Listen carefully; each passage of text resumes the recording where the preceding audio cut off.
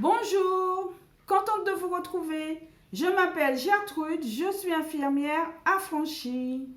Aujourd'hui, je vais vous donner quelques conseils de prévention en ce qui concerne la bronchiolite.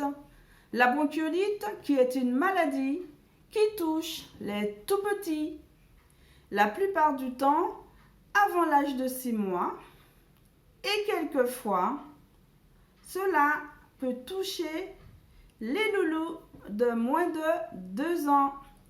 Comme vous le savez, nos structures ayant pour vocation la santé de tous ont du mal à faire face cet automne à la prise en charge des tout-petits.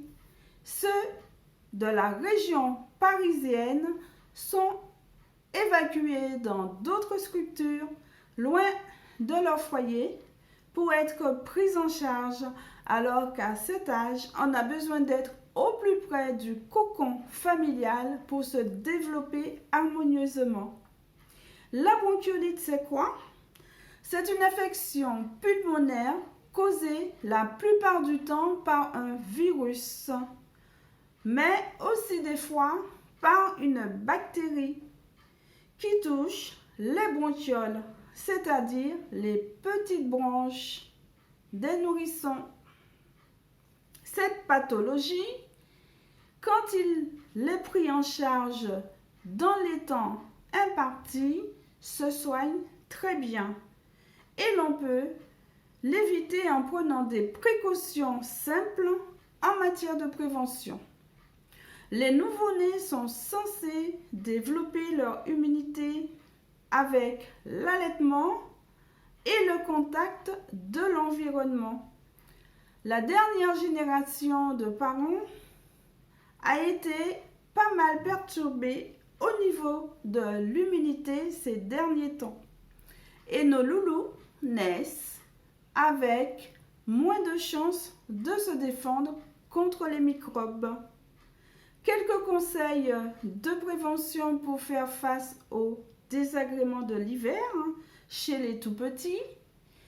Aérer la chambre de l'enfant pour l'assainir tous les jours, même s'il fait froid.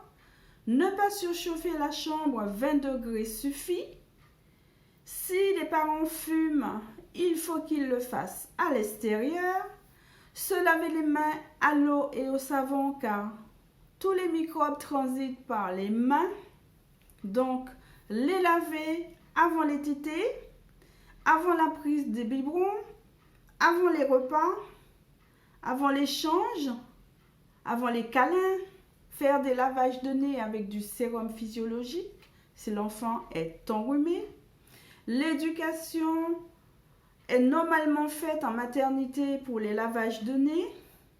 Cela évite la descente des mucosités dans les bronches.